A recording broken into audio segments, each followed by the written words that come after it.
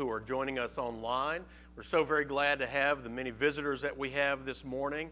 Thank you so much for being with us. We want you to know you're welcome here, and you're always welcome here among any of the activities, assemblies that we have, and we're very blessed to have your presence, you in our presence this morning. We hope we treat you right and make you feel welcome, and if you have questions about the Bullard Church of Christ or anything at all, we want you to know it's okay to ask, and we welcome any questions, concerns, or comments, and we invite you to come back at any time, any opportunity that you have.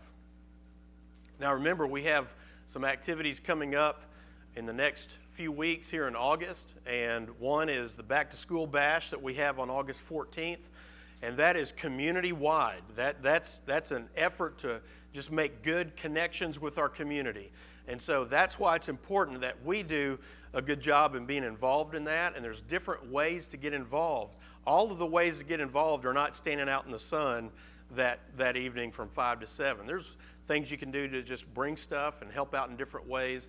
And there's a board out there in the foyer that has all that information on there. You can see Bess or Joyce with any questions about that. I don't know if I need to mention, but there's going to be a humongous water slide and a bounce house with a slide, something for the big kids and something for the small kids. Lots of different games and activities. Perhaps lots of watermelon and other things, food trucks. So we're really wanting to make it a community-wide effort so that we can be there. Now our job is to not only run it, but to make connections with our community. So when we see people who are just community members, we want to meet them. We want to just make them feel welcome, get to know them, and you'll probably know several of them. And so we also want to encourage you to invite people from work, invite people from your neighborhood, wherever, friends, kids, bring all your friends if you want. It's right before school starts. That Friday before, we're going to be feeding the Bullard ISD teachers and all the faculty staff there, and they're divided up at 2 different locations, and our folks are going to be going over and serving at the Methodist Church building and working there. So if you want to either bring desserts or help serve lunch that day to Bullard ISD, you can see Hilda about that and let her know. She's coordinating that. And then, of course, our Friends and Family Day is coming up later in the month. So we have things going on, and we're so glad to have things to be a part of and to reach out to our community. So we would encourage you to be a part of those things. Now, in a small town in northeastern France, there's this mysterious natural spring, and it's called the Fosse d'Yonne. Maybe some of you can pronounce that better, but it gushes out every day on average 81 gallons of water. Now that's on average. Some days it's not much, some days it's more. And over the centuries, this water has been used for drinking water, cooking water, even bathing in. A lot of different uses.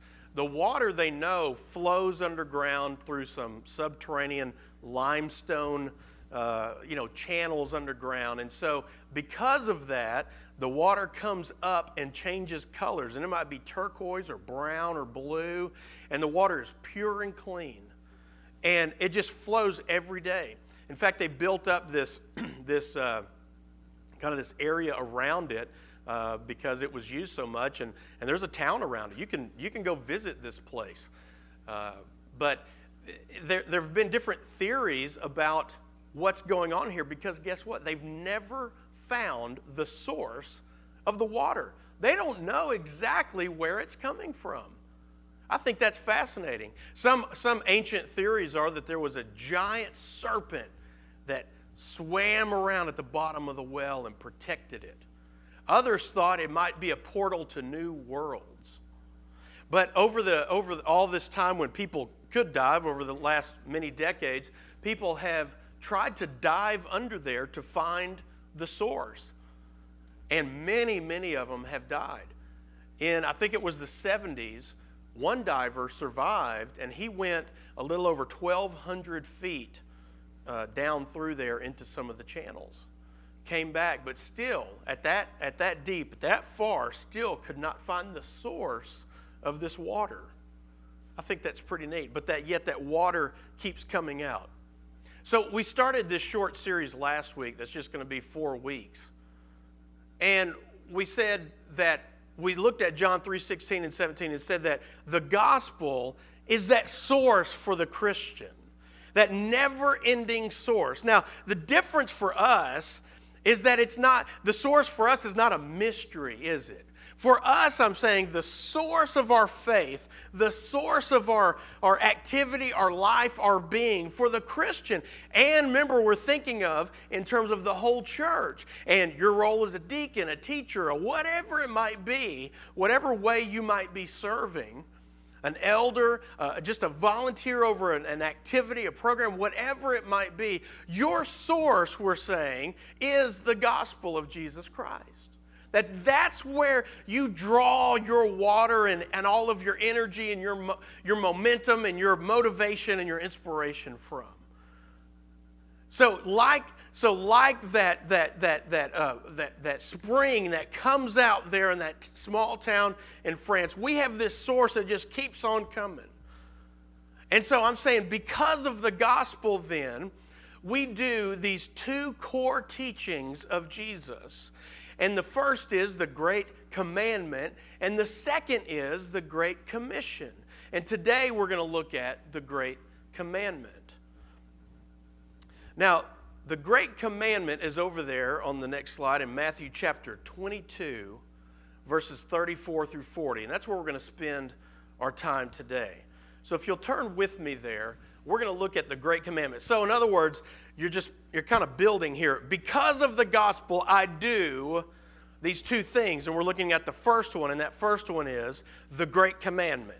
And so what is that? Why does the gospel, why is it like that never-ending spring that motivates me to live out the gospel? See, the Great Commandment and the Great Commission are how we live out, how we put into practice the gospel of Jesus Christ. Our belief in that Jesus is the Son of God, that He came and died for our sins, that He was buried, and that He rose again. And if we believe that, because we were pricked in our hearts also, like they were in Acts chapter 2, we say, well, what do I do with this? How do I live this out? And Jesus shows us the Great Commandment and the Great Commission. And so we're looking at the Great Commandment today in Matthew 22.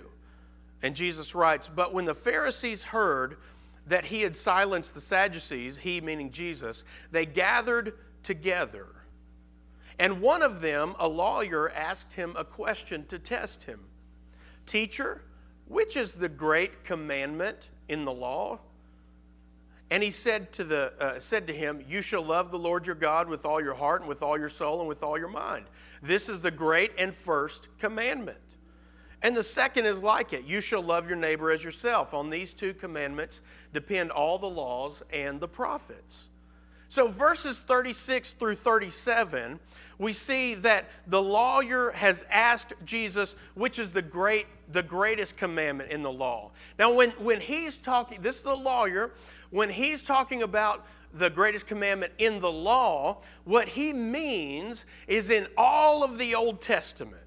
What's the greatest thing in what we call the Old Testament?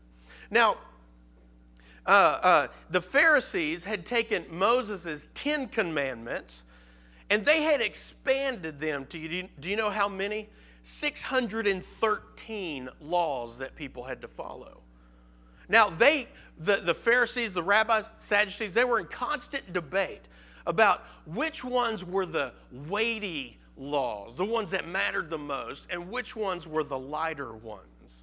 And they were always debating about that. But now they said you had to obey all of them, but some way more than others. And so they come up to Jesus, and they're gonna test him. And it seems when you look at Mark's account, it doesn't seem like the guy really has bad intentions, but he's putting him to the test. He's putting a question to Jesus, the rabbi, and he says, "What do you think is the greatest? What do you say?" Now, Jesus knows the answer, and it's interesting that they can get so lost in intellectualism and being smart in all their debates and everything. It's as if they forgot what the most important one was. And Jesus goes all the way back to Deuteronomy chapter 6 and verse 5, where that's where we see God gave this to Moses to tell the people. Now, do you know what happened in Deuteronomy chapter 5? In Deuteronomy chapter 5, Moses had just given the 10 commandments to the people of Israel. And right after that, God comes back and has Moses tell the people that this is the great commandment, to love the Lord your God with all your heart, all your mind, and all your soul. Now, we see it here in the way that the Greek, the wording, that the way the Greek would lays it out in the New Testament there from Matthew 22. This is how it would actually read. And I really like the way that the Greek lays it out. You shall love the Lord, the God of you, with all the heart of you, and with all the soul of you, and with all the mind of you. That's pretty thorough, isn't it? That doesn't leave anything out. And that's exactly what God is saying back in Deuteronomy 6. And it's exactly what Jesus is saying here in Matthew 22. All of you, all of your being, you're supposed to love God with. And there's nothing left after all. And Jesus is saying the greatest thing, the greatest commandment is to love God with your all of you, every part of you, your entire being. And so Jesus quotes Deuteronomy 6 there and gives them this reminder, goes straight to the answer. Now the Jews knew this because faithful Jews repeated this 2 times a day as they prayed. This was a part of their religious routine. Now, in verse 39, we see where Jesus says that the second is like it, to love your neighbor as yourself. And on the next slide, we see that what Jesus is saying, that to love your neighbor as yourself, what he's saying is you have a concrete, a real responsibility to care for those around you, whether they were Jew or Gentile. It didn't matter. Whoever they were, he's saying loving God also means loving your neighbor as yourself.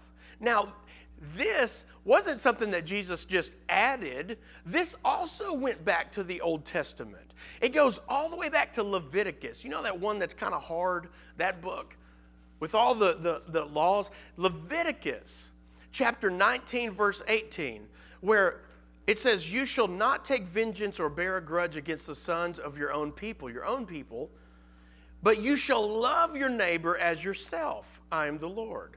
Now, in verse 34, God expanded on that, and he says, he expanded on verse 18 to include foreigners. You shall treat the stranger who sojourns with you as the native among you, and you shall love him as yourself, for you were strangers in the land of Egypt. Remember that? And he's telling them, just like you used to be a stranger, there are strangers that are going to come among you, foreigners. And he says, you love them as you love yourself.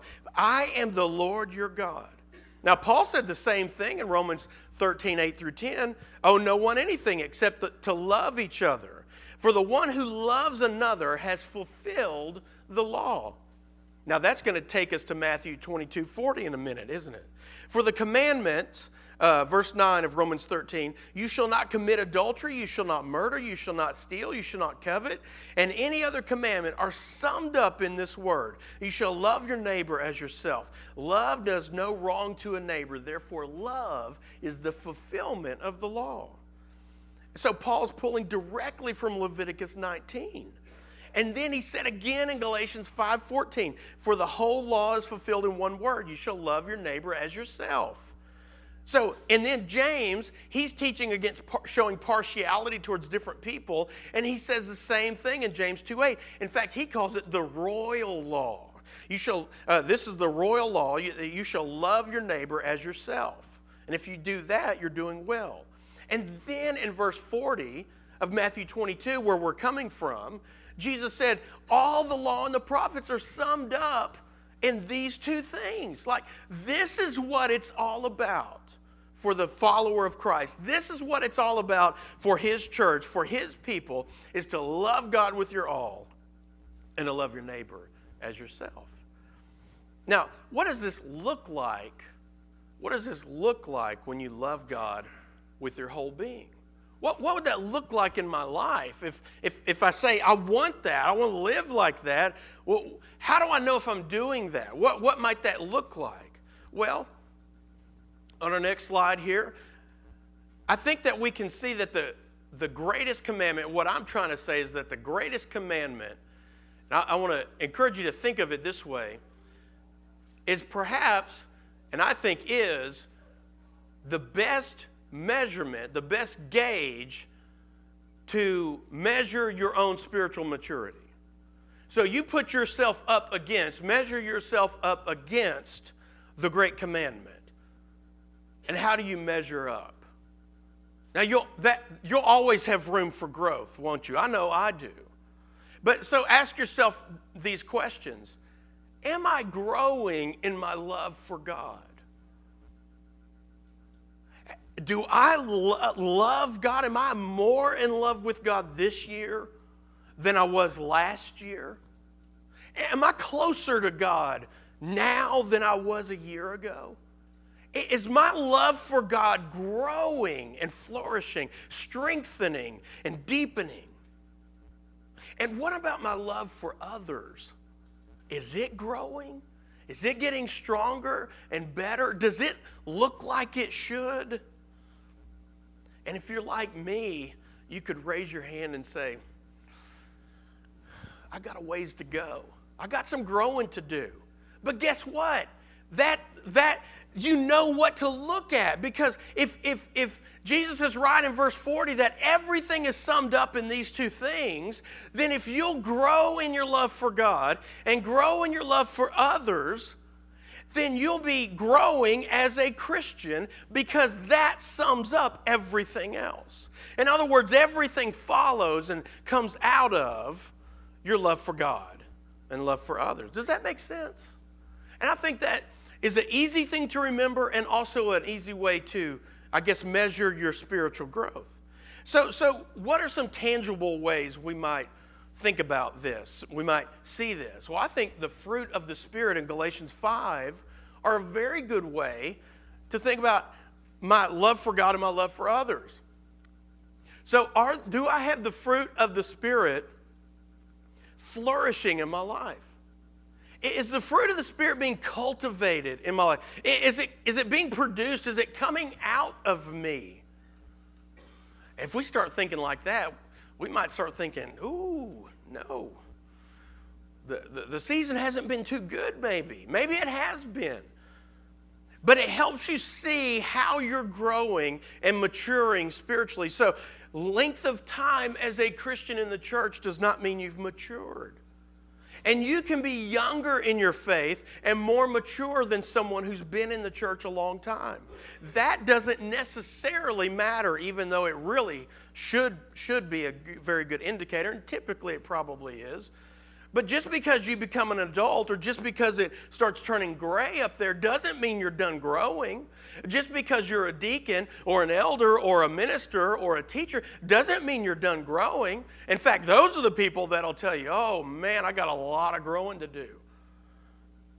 So it doesn't matter who you are. This is something for every follower of Christ, is that if I want to know how am I growing spiritually, I just look at the fruit I'm producing. And what does my love for God and love for others look like? Now, it's interesting that we looked at Galatians chapter 5 when Paul was teaching about loving your neighbor. And then in verse 16, Paul says, but I say walk by the Spirit and you will not gratify the desires of the flesh. Then he goes into the fruit of the Spirit and also the fruit of darkness. And so he says this fruit, this love, joy, peace, patience, kindness, goodness, faithfulness, gentleness, self-control should be being produced in you. Peter said it in a different way. You remember how Peter said it? Remember, Peter said it in 2 Peter chapter 1, verses 5 through 9. For this very reason, make every effort to supplement your faith with virtue, and virtue knowledge, and knowledge self-control, and self-control with steadfastness, and steadfastness with godliness, and godliness with brotherly affection, and brotherly affection with love. Look at this, verse 8. For if these qualities are yours and are increasing, They keep you from being ineffective or what?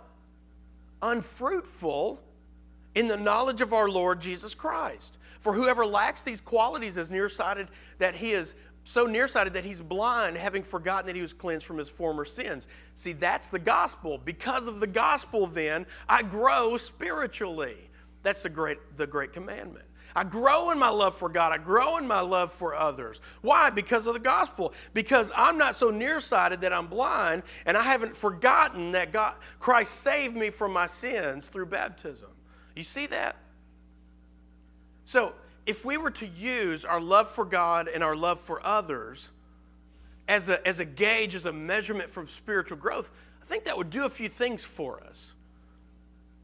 That would reorient the way you see life. That would help you in making big, important decisions for your family. Job decisions, relocation decisions, financial decisions. What about decisions with friends? School's about to start.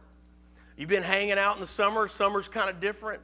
What about decisions with friends? And what if you measured your decisions with friends, habits, behaviors, things that you do, activities, hobbies? What if you measured that against your love for God and love for others? And what if you asked the question, does this decision, whatever it is, big or small, does this decision help me show love for God or love for others, or does it not? How does this decision help me show God I love Him? And making this choice to say this thing, to do this thing, to go that place, to whatever that decision might be. How does that help you show love for God or love for others? Now, if we thought like that, things might be a little different sometimes. And we might have to make some sacrifices, but we might see some blessings sometimes also, right? So I want to encourage us in that. Now, also, if you think about it, as we get close to closing, this is also your why. This is your why for serving in the church. And when I say serving in the church, I don't mean just within the walls. I mean when you're scattered as well in the workplace, just being a Christian, because all of this should come out of you everywhere you are. So this is your why. This is the why behind your service as a deacon, your service as a minister, your service as an elder, as a teacher, as a member, as a parent. This is your why. Why do I do the things that I do? See, I'm not just a deacon over this area to do this thing, to flip this switch or turn in some paperwork or make some calls or do these functions, these tasks. It's not the tasks. What your motivation is that never-ending source of the gospel, and that's the why. That's your why. That's why you do what you do. So why do I serve in this area? Why do I help in this area? Why do I stay loyal to my commitment? Because of the gospel. And part of that is my love for God and my love for others. And that's my motivation. Because when I do my service well, when I'm faithful to my service, then that helps bring others to the gospel. That's what the Christian life is supposed to look like. And that's what I'm striving to be like. And that's what I want to encourage you to strive to be like. So, because of the gospel, I love God with my all. And I love my neighbor as myself. And I want to encourage you to try to think about that this week and see if that might help you in your Christian life. And I don't know where you are this morning. I don't know if you're doing great in this area or if you need some help in this area. But I want you to know this church is a encouraging church. We're not here to condemn and find fault and push you away. We're trying to help you grow in your relationship with God. We're here to help you in your family, help you in your walk with God, help you in every area of your life. We want you to know we're supporters of you. We're always here for you. And so if we can help you in any way, maybe you have questions about all this and you want to talk to somebody. That's okay. That's a good thing. That's a good thing. Maybe you're ready to put on Christ in baptism. Maybe you just need prayers of the church. We want you to know that we're here for you in any way that you might need. You're welcome to come forward now as we together stand and sing.